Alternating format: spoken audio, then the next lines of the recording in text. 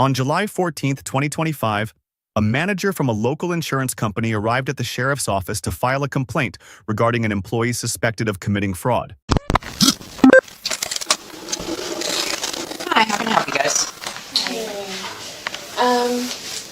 Well, we have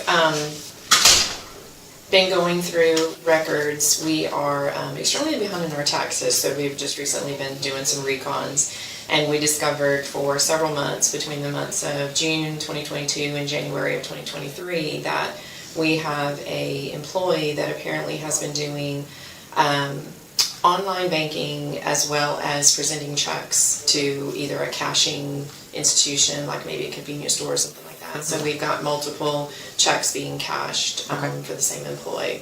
We've already gone to the bank. They've done a little bit of research, kind of told us what kind of banks they were, but we feel like it's fraud, and so we just want to make a representation. Where's the business at that? Here in National. Okay. And then, where is she cashing the checks? Well, we've got that information. Yeah, we have all of it. Is it local that she's cashing it? I have no idea, no, because one bank is a slide bank, which according to our bank, is like Stride, which is more Chime or like something. Chime, which is an online banking. Okay. And then there's no local banks that they've been cashed at. They were And not being duplicated, put it that way. None of the checks none of her payroll checks that she cashed locally were duplicated. Everything that has been duplicated has either been with this Stride Bank, which is an online banking, and then looks like a presentation to maybe a check cashing facility. Do you guys know where the check casting facility is? Or? No, we have pictures, so we went through and I've printed how the check was first presented and then how it was presented secondly. Most of them, other than the very first one, was within a day of each other. And so it started, what did we say, in July of 2022. And then in January of 2023, our bank Only caught one. And then it's like it stopped after that. Let's pause right here, because this is where things start getting legally serious. What they're describing isn't just a bookkeeping error, it's a pattern. Multiple transactions, duplicated checks, and activity spread over several months. In fraud investigations, repetition is everything. It shows intent. And intent is what separates a mistake from a felony. Now here's something to think about. This wasn't caught immediately. It took internal accounting issues and delayed reconciliation to uncover it. So ask yourself, how often do cases like this go unnoticed in businesses with poor financial oversight? So how many transactions are there? It's $5,400. So Okay. there are, maybe 20 between the months. That's what I'm saying. so what you see on top is how it was first presented to the bank. And then the second one is how it was the second time to whoever. That first one, there's a noticeable difference between days. And that's the only one like that. You're saying 2020 to now? Or No. 2022 to now? Started in 2022 and Okay. ended in January of 2023. We have an unfortunate situation in our office where a previous owner left us with a mess of an accounting. And so we are just now reconning 2022 and 2023, and these were just recently found Saturday. Now this detail right here, this changes the entire dynamic. The employee is still working there. That means this isn't just a past incident. It's an active risk. From a legal standpoint, employers have to act quickly once fraud is suspected, not just to stop further losses, but to protect themselves from liability. And here's the twist. Ownership didn't change, meaning the victim entity remains the same, strengthening the case. But let's talk human perspective for a second. Imagine working alongside someone, completely unaware they might be exploiting the system. Would you have suspected anything? The employee still works for us. Okay, And that's so- why we're here. Well, let me ask you though, were you guys the owners in 2022 and 2023? We are not, Well, we're not the owner. Okay. So the owner on paper is not with us, but he is going to be advised of all this. That's our next visit. I'm the office manager, she's the agent. Okay, so what I'm asking is because you guys said that it was. Were we there? Yeah. Yes. Yeah. Okay, I did so- payroll then.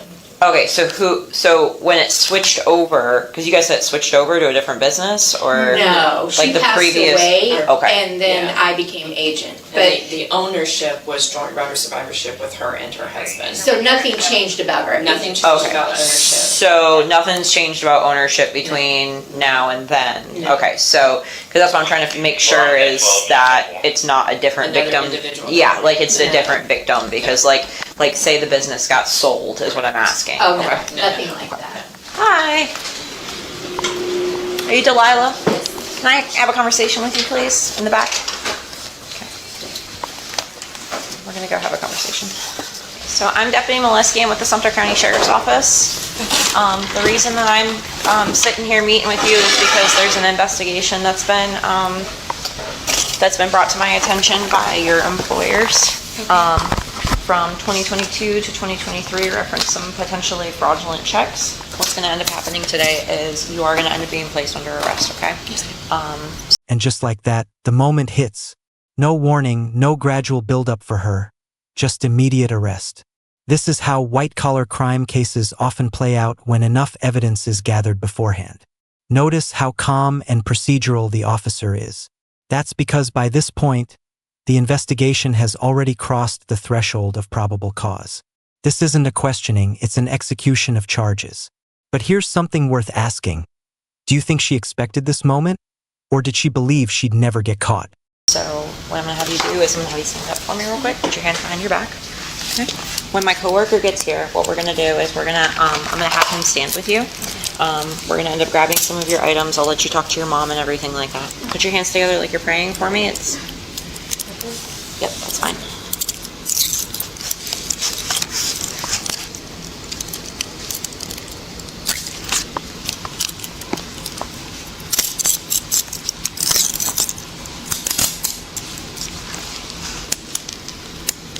Okay, do you have anything on you that's going to stick me, poke me, contaminate me, anything of that nature? No, ma'am. Okay. Okay, go ahead and spread your feet for me.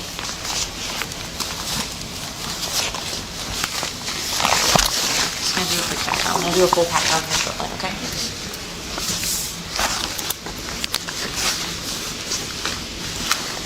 Okay, I'm gonna have you sit where I was sitting because it's a non-swivel chair. I'm just gonna have you wait for Deputy Hinterhofer to get here, and then he's gonna stand with you, and I'll go get your supplies and everything like that. Okay. Where's her purse or her phone? Her phone.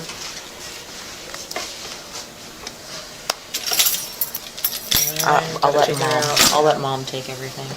Where is she? Ma'am, come talk to me.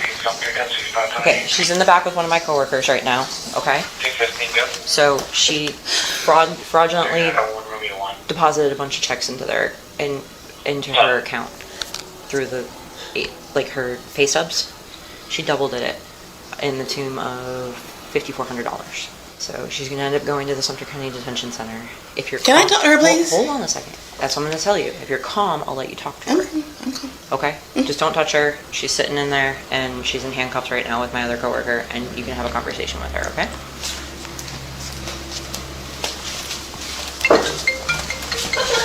What the hell are you thinking, Delilah? Okay. No. ¿Qué chingados estás pensando, hija? ¿Qué estás What do you mean? pensando? Estás trabajando. ¿Qué estás pensando? This was a few years Yeah, ago. they were, I was done with stuff with her. I didn't have her. So it's gonna be August. So the first one's in August. Or no, the first one's in July, so that one you had won't to do count this? probably. I gotta check that No, date, it's not. but yeah, August You off had will to be do good. this. I wasn't gonna talk to you. And she would You had to do this, Delilah.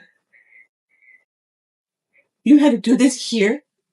They gave you a chance. They gave you a job. You did this to them. Sounds good. Really, Delilah? ¿Qué estabas pensando? Te dije que te iba a pasar. Te dije que te iba a quitar los niños. La gente con que estás. This is where the emotional weight crashes in, and it's raw. The mother's reaction isn't just anger. It's disappointment, frustration, and a sense of betrayal. And moments like this remind us that fraud cases don't just affect businesses. They ripple through families. There's also a clear narrative being pushed here about influence, environment, and choices. But let's be real for a second. At what point do personal decisions outweigh external influences? Who do you think is truly responsible here? How many times did I say the people you hang out with? No, it's the people. It's not that. It's just that too. I'm gonna leave It her is. phone with the full confession that she has. I'm It gonna is. get some It is. more paperwork from them real quick. You're okay? Are you cool here? ¿Qué estás pensando? ¿Qué te dije? What te voy a decir yo? You can see it. I don't know. Kind of down the next time. It's fun. That's what you wanted? This is what you wanted? This is what you're going to get. This is what you wanted? This is the life you wanted to get? You got the baby daddy in jail? Is that what you wanted? You got another boy in jail? That what you wanted? That's the life you want to live? Like your man do? That's the kind of life you want? Like your friend's man do? So now you want to see your kids in jail too? So that's what you chose today. Okay, Mom. That's what you chose. Think about it. So I'm going to tell Julio and Jacob. What am I going to tell Julio and Jacob? I'm tell everybody I can know? Yeah. Apparently not. Because you did it.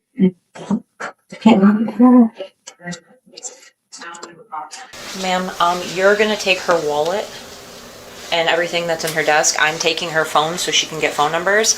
I just need your ID to say that I'm passing her wallet and like anything that's in her wallet to you, just for documentation purposes.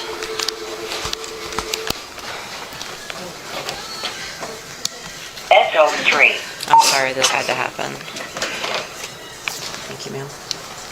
Okay, so what's gonna end up happening? She's gonna get booked into the jail. She's got 16 felonies. It's gonna be $16,000 plus most likely for the bond. Okay, so 10% to a bondsman. Now we're getting into the legal consequences, and this is where numbers matter. 16 felony counts. That's not minor. Each count represents a separate act, which means the charges stack up fast. And then there's bond, potentially tens of thousands of dollars. Even at 10%, that's a significant financial burden just to get out before trial. This is a classic example of how financial crimes can escalate quickly in the legal system. What started as $5,400 is now turning into a life-altering legal situation. Was it worth it? Yeah. I'm giving you a low number right now because I haven't done a fraud arrest in a while. So it's usually between $1,000 and $2,000. So it's gonna be anywhere between 16 and like $3,200 or $32,000. So she'll be able to give you it as soon as the charging is done, but she'll be able to be in contact with you because she'll be able to get numbers out of her phone. Okay, you're taking custody of the children. Okay, and you know where to get them and what to do and everything like that. Okay, I just want to make sure before she leaves, because there is going to be a period where she's not going to be able to have contact with you. So if you have any questions about the children, now's the time to ask. You know, medications and food allergies. Okay, like I said, I just like to make sure for the kids' sakes and everything like that. Okay, they live with you, right? Okay. Do you have any questions, comments, or concerns? Okay. Mom's got the kids. She knows exactly what to do with them, everything to do, how to do everything. I'm gonna do a full pat down of you now. So just so you go ahead and stand up for me. So you understand you can't take any nicotine, tobacco, marijuana, anything like that into the jail. Anything goes into the jail tucked away or anything like that, even the smallest bud of marijuana, even if it's legal, it's automatically a felony. Do you have anything on you? Okay. Nothing shoved behind the phone case or anything? Okay. Go ahead and spread your feet for me. We're gonna do this in the AC because it's horrible out there.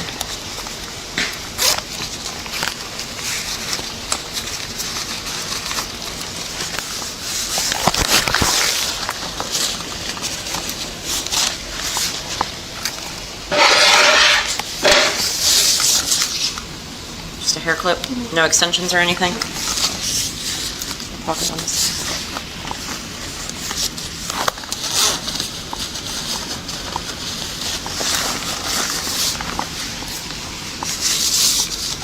Raise your arms a little bit for me.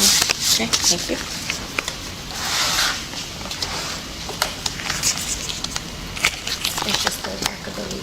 Yeah, it's fine. I just have to open it and make sure there's nothing tucked back there that's not supposed to be there.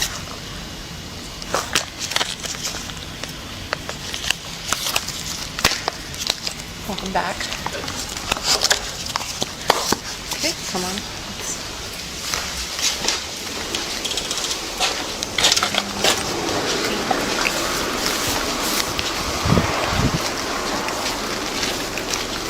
We have this first car right here. We're just gonna go to the passenger back side.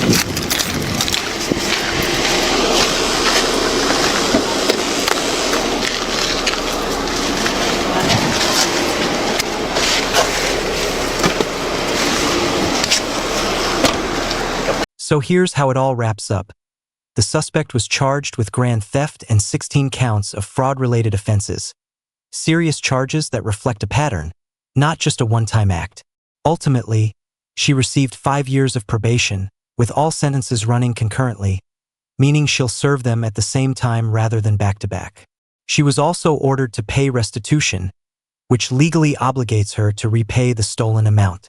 Now, while she avoided prison time beyond the initial days served, the long-term consequences, financial, legal, and personal, are far from over.